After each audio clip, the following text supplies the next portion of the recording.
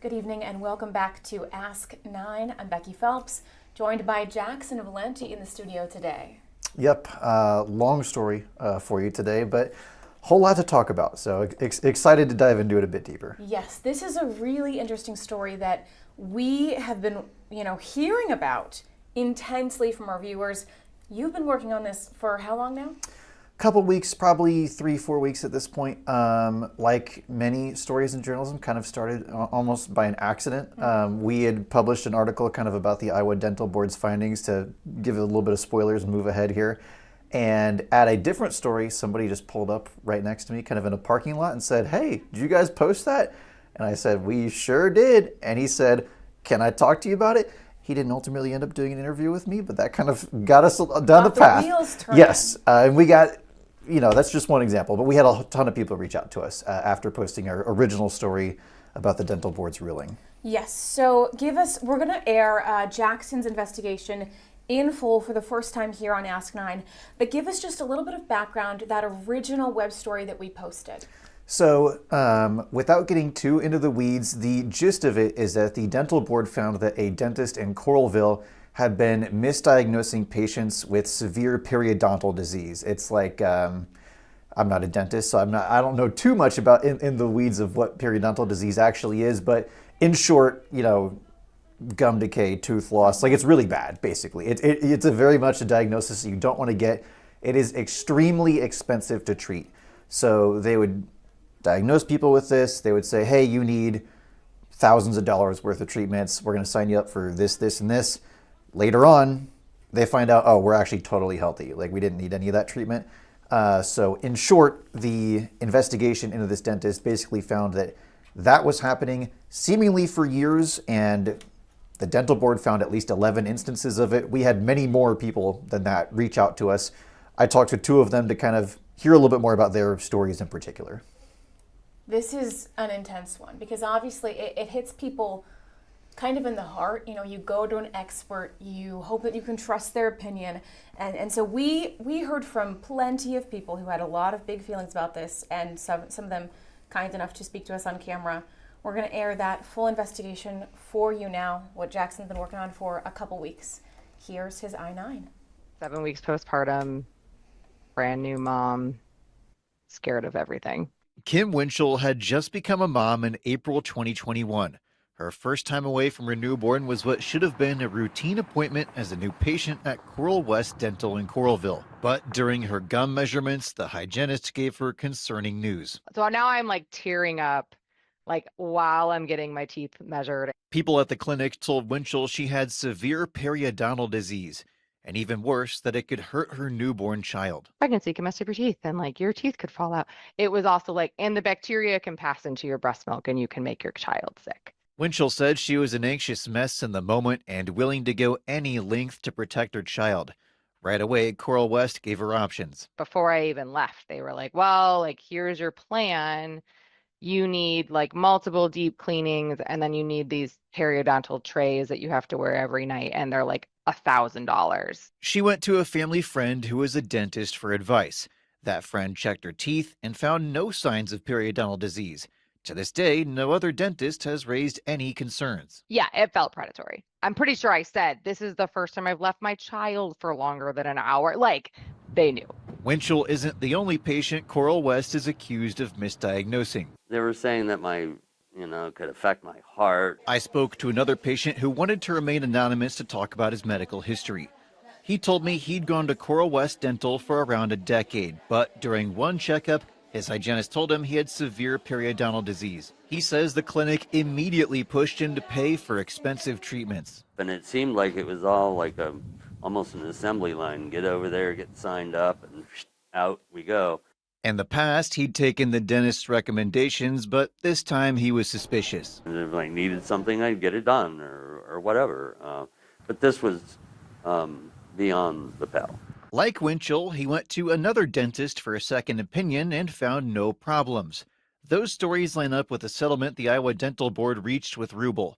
In it, the board said Rubel knowingly made misleading, deceptive, untrue, or fraudulent representations to patients. The board identified at least 11 times Rubel diagnosed patients with periodontal disease who were in fact completely healthy. The agreement notes one case where Rubel told a patient she could have a stroke or heart attack if she didn't agree to his treatment plan. As part of the settlement, Dr. Rubel didn't admit to doing anything wrong, but agreed to discipline. That discipline, a 2-year probation for a case manager to review random patient files, pay $600 in fees, and take an ethics class.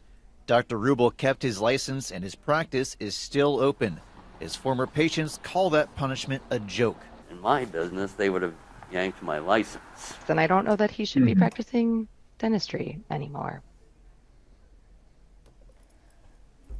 A lot to unpack. A lot to unpack there. A lot to unpack, certainly. To me, the most, just my personal opinion, the most impactful thing there,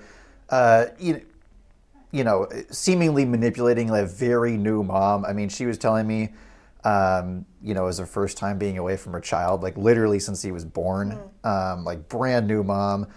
Obviously not something I can relate to in any way, but I can imagine the amount of stress that she had to have already been feeling in that moment. So at least seeming like, when a scheme or a misdiagnosis like this is done to somebody who's already in that weakened mental state, really, really tough to be able to handle that. And luckily for her, she was in a position where she didn't end up ultimately paying for all of those treatments, but she did certainly spend several $100s that she wouldn't have otherwise had, she been diagnosed correctly, and I guess not diagnosed at all with this because she didn't have it. And it didn't break the bank for her or anything, but you can certainly imagine like these types of payments really could be a huge difference maker for somebody. Dentistry is not cheap. Yeah, it's not cheap. And that is something that I think carries a little bit of tension when you go in there and they say, oh, you need this extra thing, and you go, what's that look like? Because, a diagnosis like that, that's the first time probably some people are hearing of that kind of thing. So there is a lot of unknowns, and she spoke to the mental state that she was in, already, full of anxiety. What was that interview like with her? What was the energy, the emotion there? The reason she wanted to, this was actually, I think 5 years ago this happened to her, and she doesn't even live in the state anymore. She lives in Arizona now. This is such a big deal to her that she saw this. I don't know how this got to the grapevine and eventually reached her in Arizona, because she's lived there for years now. In 2021 was when this happened, when she lived here. And I believe Iowa City and Coralville, I want to say she moved in 2023. Regardless, this is something she was so passionate about that, years down the line after seeing this, she reached out to us immediately and basically said, yeah, I was a new mom. I feel like they preyed on me, and I want to get that message out there. I think that in particular, because not to downplay the financial aspect of this, that, people could easily lose hundreds, if not thousands of dollars if something like this happens to you. She was in a position where she said, ultimately, like, it didn't break the bank for us. Mm-hmm. But when you're a new mom and you're told, like, I might have been poisoning my kid, if you're breastfeeding and they're saying your bacteria is from your gums is getting it into your breast milk, I mean, that's a shocking thing to hear. But that's the reason why she ultimately wanted to do that interview, was like, I felt manipulated, I felt taken advantage of in a vulnerable time. I think that's interesting to note, that it is, 5 years after the fact, and she is clearly still feeling those emotions, and that has stuck with her. Mm-hmm, absolutely. We had another interview in there, someone who we chose to keep anonymous as part of that story. That's not a common thing for us, but occasionally we do understand as a station that being on a broadcast can impact you in some way. Can you speak a little to the decision to allow that person to testify in this story, be a part of the broadcast anonymously? Mm-hmm. So just to be fully transparent with you guys at home, the main thing in kind of keeping an eye on it, whether people should remain anonymous, really the thing we try to look at is like, can this person face substantive harm if they're not remaining anonymous? Can there be retaliation against this person? Or is it like, are they discussing really maybe sensitive medical information? This gentleman in particular, I think it was for him, at least speaking to him, it was a combination of, I'm afraid of retaliation, frankly. His thought process was, well, if I think that this company potentially is maybe already doing things that they shouldn't be doing, maybe they can falsify records to come after me. Not that that's necessarily going to happen, right? But that's a serious concern that He had some fears. that gentleman had. And I think that's a fair thing to offer. We actually offered Kim Winchell, the new mom, we actually offered the interview for her to be anonymous as well, and she chose not to. Mostly in being one, for her, it was she wanted to be able to tell that story of, I'm a new mom, here's the experience I'm at, which you obviously wouldn't necessarily be able to do if you were made anonymous. That'd be a lot of information that you could probably pretty easily figure that person out. Right. She specifically wanted to be On the record. named on the record. But again, I think it's just given a really sensitive story like this one, 95, 99% of the time are not going to do that for any story, as you know. But it's a really careful thought process of, can this person face retaliation? Would they not go on camera? Would they not talk to us at all if we didn't allow them to be anonymous? Now, of course, if you're doing a story about adopting dogs and cats, you wouldn't have the person go anonymous if they don't want to be on camera. Some You stories, just find yeah. somebody else to talk to, right? Yeah. Some stories are very specific. But for something like this that is so potentially in the weeds of people's sensitive medical information, Yeah. this is a rare instance where you would consider it. And we do, whenever we allow someone to speak anonymously, we put a lot of effort into making sure that we know they are who they say they are. So even if we're not conveying that information to you, the viewer, we are very confident that this person is who they say they are and that their story is truthful. Correct. As to the best of our abilities. And there's a ton of stuff that I don't have in this story. Like, I have credit card statements that, so I can at least verify to some extent, here's how much they paid, here's how much they lost. Again, I'm not going to show people's credit card statements on the news.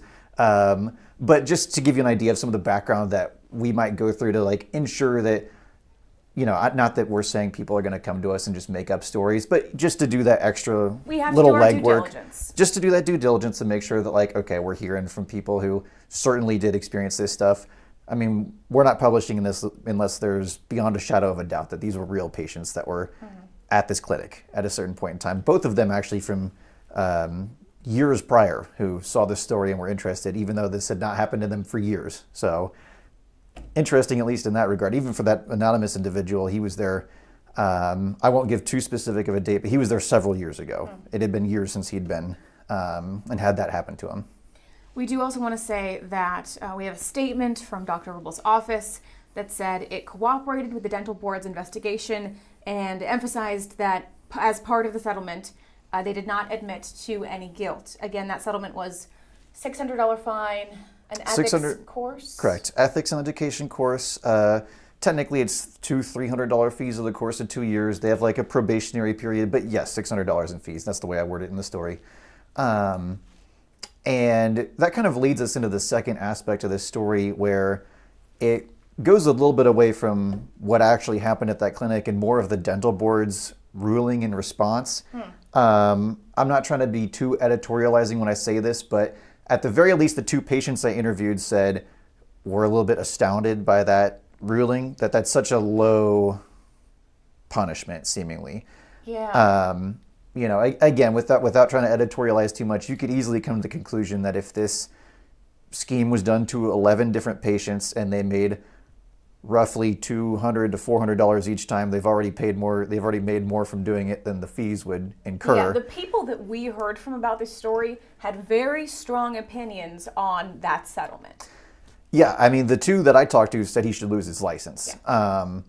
And what's interesting is that the dental board did respond to me when I asked them about kind of the nature of that ruling, because I did reach out to them and say, okay, how do you come to your, how do you investigate these cases? That's a great question. How do you take these complaints? How do you go through their records? If you find cases of wrongdoing, which the dental board found in at least 11 patients, how do you come to a fair ruling that is a reasonable punishment, so to speak, for whatever that clinic has done? All the dental board said was, I think it was something along the lines of the dental board does not comment on its rulings, which was obviously a very unsatisfying answer. We have put out a Freedom of Information request to try to get a little bit more information, not necessarily on this individual case, but more on like, how do they do their other cases? Really what we're looking for is how many complaints do they get in total? How many clinics have they investigated in total? Really that can give us a better idea of, over the past 5 years, if they've investigated, let's say, I'm going to make up a number, let's say they've investigated 100 clinics and they've revoked 0 licenses. That can give us a good idea of, okay, they just don't ever revoke licenses, no matter what's going on. Maybe we'll look into it and we'll get the numbers back. Again, we don't have any of these numbers yet, so don't take any of the numbers I'm giving as example as law necessarily. Maybe we end up getting back, oh, they've investigated 100 clinics and they've revoked 20 licenses. It'll give us a better idea of what's their general practice. Again, we're still waiting on those records. It'll probably be, a few weeks. Usually they're not fast in getting this stuff back. Sure. That is very interesting, though. But yeah. Because this headline pops out, and even from people that were not directly involved or impacted, there was a big response from the community. So it's a headline that you don't see very often. And, we've had some other stories recently of, licenses being impacted. Anytime there's like a medical professional and a license, or a complaint, there are a lot of feelings, even from people not involved. So it is a great question of like, is this common? Are complaints like this common? That's something that we definitely want to look into and follow up on. Right. And once we get that data back, again, I did request for the past 5 years, so it would give us, ideally, if there's no like huge outlier year, we'd have a good idea of how many complaints they get in a given year. Yeah, we get a good idea of it through those 5 years. We wanted to have it after COVID, so there wouldn't be like a drastic like 0 complaints. Yeah, people are probably not, there were probably very little. Did I have a dentist's appointment in 2020? I don't know. Unlikely. I don't know if I did, to be honest Unlikely. with you. Yeah, I don't know. I would have been like 18 at the time. But, I'm sure my dentist remembers. But I don't know if I went to the dentist at all in COVID. So we were like, okay, let's just not bother with the COVID year. Let's get every year after that. But that should give us a good idea about what's going on there. And one thing that I want to piggyback off of what you just said is that in hearing this response, it wasn't just patients. To give a little bit of a spoiler, we haven't done this next part of the story yet, and this obviously wasn't a part of what we just aired for you all. But we actually had staff reach out to us as well. So former staff wanting to talk about this practice. I haven't done those interviews yet. I haven't met with those people. But all I can say is that we have had former staff reach out to us about this story, wanting to share their experiences, whether or not they're going to say that they were... Yeah, we will see what that story will look like. But whether or not they can say that any of this was happening definitively, who knows? But we've had staff reach out to us. They're interested in talking. So there will be more with this story to come. We've reached out to the Dental Association. There's a lot of people we're yet to hear from. This coverage is certainly going to continue, is I guess the short of what I'm trying to say. Absolutely. This is just part 1 of this investigation that Jackson has been working on and getting some numbers on. But we wanted to, bring that to you and give you some context, especially, as we do these in-depth stories, there's a lot of work. Oftentimes, our reporters go out and they do a day-turn story where they get the idea in the morning and they turn it by the 4 o'clock news. Investigations like this take work, they take time, and they take FOIAs and lots of interviews. So we will have follow-ups on this in the coming weeks. Well, and it's also one of those situations where, like you mentioned, sometimes it will take a part 1 like this. We have reached out to Coral West Dental and Dr. Rubel's office several times. They are well aware that we're doing this story. The chances that we hear back from them after this is now published, I would say, is probably much higher than before. We've gotten statements from them. Obviously, I included that statement in that story of that they're not admitting to any wrongdoing. But I would say that we're likely to hear more from them in the coming weeks, especially as we do more of this investigation. We'll see if they end up going on camera or not, but I would say we're more likely to hear from them for sure. We're definitely open to that interview. For sure. Yeah. Again, part 1, it will air again tonight on the TV9 News at 10, and we will have this in-depth breakdown available for you guys very soon, coming up on the KCRG website and app. But Jackson, thank you so much for joining us here on Ask 9. I appreciate it. Thank you for having me. And thank you guys for joining us as well. As always, if you've got anything you'd like us to take a look into, send us a message on Facebook, send us an email. We always want to know what questions you guys have on your minds. Have a great evening.